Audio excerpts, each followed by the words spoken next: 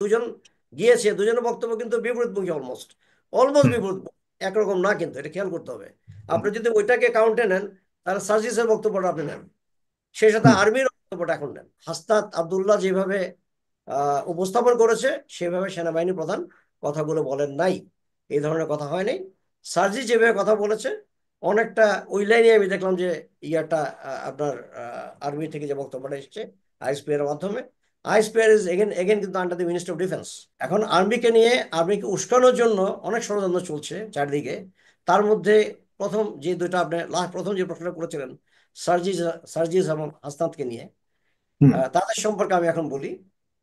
সেটা হচ্ছে, তারা অনেকদিন ধরে চেষ্টা করছিল সেনাবাহিনী প্রধানের একটা অ্যাপয়েন্টমেন্ট নেওয়ার জন্য, অনেকদিন। আচ্ছা। এটা কিন্তু এটা না যে 11 তারিখে উনি ডেকেছেন চলে আসছে, জেনারেল ওয়াকার ডেকেছে এই জন্য চলে এসে, তা না। They had been trying to get an appointment of army chief. Army chief পরে তা থেকে সময় দিয়েছে। তা আমি যেটা জানি, সেনা সদরেই দেখা করার কথা ছিল, কিন্তু আলটিমেটলি সেটা হয়ে ওঠে না। পরবর্তী সেনা ভবনে বোধহয় সম্ভবত, সেখানেও ছোট্ট একটা অফিস আছে তার, সেনাবাহিনী প্রধানের, সেখানে তারা কথা বলেছে।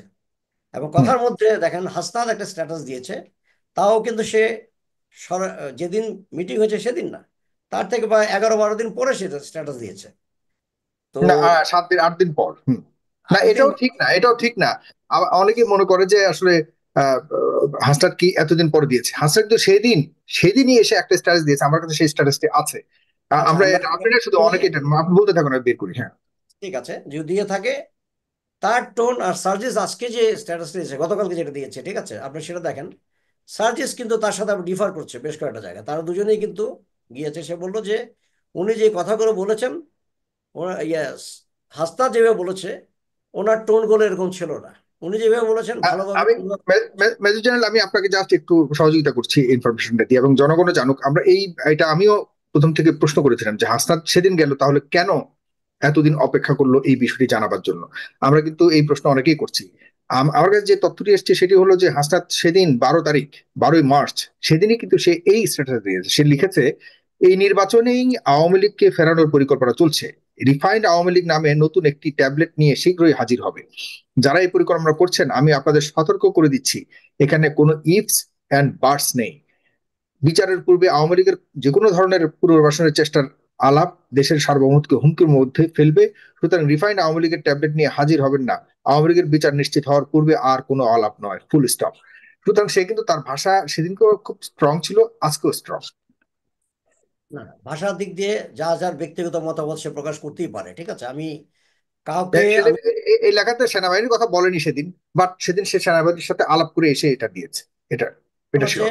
সেনাবাহিনীর কথা এখানে কোনো কিছু লেখা হয় না, কিন্তু যখন সে প্রেস কনফারেন্সটা করলো, হুম, তাকে যখন সাংবাদিকরা প্রশ্ন করলো যে ওখানে কে কে উপস্থিত ছিল, আপনার নাম বলেন, সে একটা নামও বলেনি, বলছে আমি যা লিখেছি আমার স্ট্যাটাস দেওয়া হয়েছে।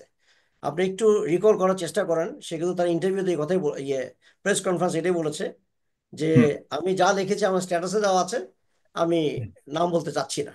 Exactly set like that. এখানে তাদের একজন সমন্বয়ক বা যুগ্ম আহ, সদস্য সচিব আছে, আমার মনে হয় he will agree with me, বা যারা দেখেছেন তারা ডেফিনেটলি শুনেছেন সে কি বলেছে। কিন্তু সার্জিস যেটা বলেছে, সে বলছে সেনাবাহিনী প্রধান হাসসান যেই টোনে বা যেইভাবে তার বক্তব্যটা সবার সামনে উপস্থাপন করেছে, সেনাবাহিনী প্রধানের টোনটা এরকম ছিল না। এটা কিন্তু সার্জিস কিন্তু, আপনি নিশ্চয়ই পড়েছেন, এটা দেখেন, সে কিন্তু একটা স্ট্যাটাস দিয়েছে যে এরকম ভাবে ছিল না। খালি একটা জায়গায় সে এগ্রি করেছে যে you people do not have wisdom and experience. I hmm, have already served for 40 years. Even your age has not become 40 years. You're yet to hmm, become, attain the age of 40 years. এই একটা জায়গায় সে agree করেছে। আর একটা কথা বলেছে খুব important, যে সেনাবাহিনীর প্রধান, ওনার বলার টোনটা এরকম ছিল যে উনি জুনিয়র অফিসারদের সাথে যেভাবে কথা বলেন, উনি ঠিক ওই টোনে আমাদের সাথে কথা বলেছেন। এই জায়গায় আমি দোষের কোনো কিছু দেখি না। অর্থাৎ he has very clearly in submissive way he has expressed. কাজে দুজনের হুম, বক্তব্যের মধ্যে আলাদা হবে, এটাই স্বাভাবিক। কারণ আমি যদি একটা রুমে একটা ক্লাস নেই বা কারো উদ্দেশ্যে কিছু বলি, সেখানে যদি 20 জন থাকে, 20 জন কিন্তু আমার বক্তব্যটাকে 20 ভাবে নেবে, এবং তারা এক্সপ্লেন করবে 20 ভাবে, এটা স্বাভাবিক। তাছাড়া যেটা বলেছে, আমি মনে করি যে we should not undermine the ability, wisdom, experience of army chief. Hmm, he is experienced enough, he is the army chief.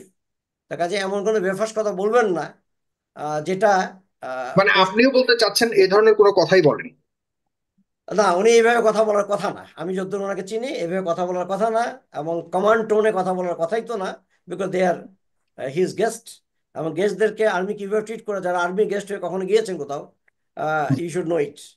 আমরা যখন গেস্ট হিসেবে কাউকে ইনভাইট করে নিয়ে আসি বা আমার এখানে ইয়ে করে, absolutely we remain soft, because he is not my enemy, is my guest. তো কাজে এখানে দুজন গেস্ট আসছে, আর আওয়ামী লীগকে পুনর্বাসনের ব্যাপারে why army chief will talk to them? Army chief যদি সিগন্যাল পাঠায় সব জায়গায় তার ইন্টেলিজেন্স এজেন্সির মাধ্যমে, তা আওয়ামী লীগ তো ওখান থেকে যারা এখন ডরমেন্ট অবস্থা আছে লাফিয়ে উঠবে সব জায়গায়, এখন দেশে কেওস শুরু হয়ে যাবে। তো নোয়িং ফুললি ওয়েল উনি কেন এই কথাগুলো বলবেন এই দুজনকে, এবং ওনাদের কেন, why he needs the support of them? He can do it by himself. আর এটা তার এখতিয়ারের মধ্যে পড়ে না। আওয়ামী লীগ ইলেকশন করবে কি করবে না, আওয়ামী লীগকে পুনর্বাসিত করা হবে কি হবে না, এটা মানে দিস অ্যাবসার্ড, আমার কাছে মনে হচ্ছে অ্যাবসার্ড। এই ধরনের কোনো কথা বলে নাই। তবে আর্মি থেকে একটা বক্তব্য এসছে আইএসপিআর এর মাধ্যমে, যে তারা দেখা করেছে, এটা ঘটনা সত্য, হুম। দেখা করেছে, কথাগুলো বলা হয়েছে। বাট কথা যেটা হাসনাত আব্দুল্লাহ যেভাবে উপস্থাপন করেছে, সেভাবে সেনাবাহিনী প্রধান কথাগুলো বলেন নাই, এই ধরনের কথা হয় নাই। সার্জি যেভাবে কথা বলেছে অনেকটা ওই লাইনে আমি দেখলাম যে ইয়াটা আপনার আর্মি থেকে যে বক্তব্যটা এসছে আইএসপি এর মাধ্যমে। আইএসপিআর ইজ এগেন এগেন কিন্তু under the minister of defence, মানে আমাদের ইন্ডিয়ান গভর্নমেন্টের প্রধান, ওনার আন্ডারে। কাজে হুম। বক্তব্যগুলো দেওয়া হয়েছে পরিষ্কার, এবং আওয়ামী লীগকে পুনর্বাসনের ব্যাপারে কোনো ধরনের কথাবার্তা কোনো কিছু হয়নি, এবং এটা কথা বলার কথাও না। এটা কোনোভাবেই আমি মানে মানতে পারি না বা মানতে চাইও না। আচ্ছা, খুবই গুরুত্বপূর্ণ কথা বলেছেন, মানে একদম সম্পূর্ণ আপনি বিপরীত অবস্থানে জেনে শুনে বলছি, আপনার জানি তো, জেনে শুনে বলছি। জেনে শুনেই বলছেন। আচ্ছা, প্রিয় দর্শক, একদম আমরা খুব কি বলবো এটাকে, খুব স্পর্শকাতর তথ্যগুলি পাচ্ছি, স্পর্শকাতর একটা বিষয় নিয়ে, যেটি নিয়ে আমরা গত বাট দুদিন ধরে। আরেকটা কথা আছে এখানে, বাট এখানে আমাদের এনসিপি বা বাংলাদেশ নাগরিক party, hmm. Everybody has a right to form a political party, তারা তাদের মতো পলিটিক্স করবে। হুম। বাট ওই যে আমরা যেটা বললাম আর কি, যে আমরা আমাদের টোনটা এমন হওয়া উচিত না। পলিটিক্স করা মানে হচ্ছে জনতার সেবা করা, দেশকে সেবা করা, জনতার, দেশের মালিক হচ্ছে জনগণ, তাদেরকে সার্ভ করা। কাজে আমাদের টোন হওয়া উচিত সফট। মানুষকে আমরা এইভাবে বলবো যে এখনো যে সমস্ত জায়গায় আপনার আহ, ইয়ে হচ্ছে, আপনার দুর্নীতি হচ্ছে, আমাদের ছাত্ররা দুইটা জিনিস করা উচিত ছিল প্রথম থেকে। সেটা হচ্ছে কি, দুর্নীতি বন্ধের জন্য তারা সোচ্চার হওয়া উচিত ছিল। জি, এই খামার আমরা সে বাড়িতে নিয়ে আসছি, কি করা উচিত ছিল, কোন দিকে যাওয়া উচিত, সে নিয়ে আসছি। তবে এই পর্যায়ে আপনার কাছে আমি আরেকটা প্রশ্ন হচ্ছে, রাখি, সে আগের প্রসঙ্গ রিলেভেন্ট। এটা হলো, তাহলে যদি নাই হয়, হাসনাত কেন এরকম একটা শক্ত স্ট্যাটাস দিবে, তাও আমাদের দেশের সেনা প্রধান, সেনাবাহিনী যে সেনাবাহিনী আমাদেরকে 24-এর আন্দোলনের মধ্যে শেষ দিকে সবচেয়ে বেশি সহযোগিতা করেছে, কি এমন দূরত্ব তৈরি, কি এমন শত্রুতার কারণে এটা এমন হবে? আপনার কাছে কোনো ইয়ে আছে না, কিনা, সন্দেহ আছে? আমার কাছে যেটা মনে হচ্ছে তার ব্যক্তিগতভাবে কোনো একটা কথা হয়তো তার ভালো লাগে নাই। কাজে এখন হচ্ছে, আমি ধরেন আপনার কোনো একটা কথা আমি এটা কষ্ট পেলাম, এখন আমি যখন কোনো সময় আপনার সঙ্গে কিছু লিখতে যাব বা বলতে যাব, আমি ওই কথাটা মনে আমার একবার যে ঢুকে গেল, যে সাগর ভাই কথাটা বলেছিল, তখন কিন্তু আমি যতই কথা বলি মনের মধ্যে ওই একটা একটা এমন একটা কথা আসবে যেটা আপনার এগেনস্টে যাবে, মানে আমার টোনটাই আচ্ছা। হবে আপনার এগেনস্টে। এটা আমার মনে হচ্ছে তার ব্যক্তিগত মতামত। আর সে এটা আচ্ছা। বলতে পারে, এটা বলতেই পারে, কারণ দুজন গিয়েছে, দুজনের বক্তব্য কিন্তু বিপরীতমুখী, অলমোস্ট অলমোস্ট হুম। বিপরীত, একরকম না, কিন্তু এটা খেয়াল করতে হবে। হুম। আপনি যদি ওইটাকে কাউন্টে নেন, তাহলে সার্জিসের বক্তব্যটা আপনি নেন, সেই সাথে হুম। আর্মির বক্তব্যটা এখন নেন, আপনি কোনটা বিশ্বাস করবেন? আপনাকে আচ্ছা। বিশ্বাস, আপনাকে তিনটাকে অ্যানালাইসিস করে একটা হুম। জায়গায় আসতে।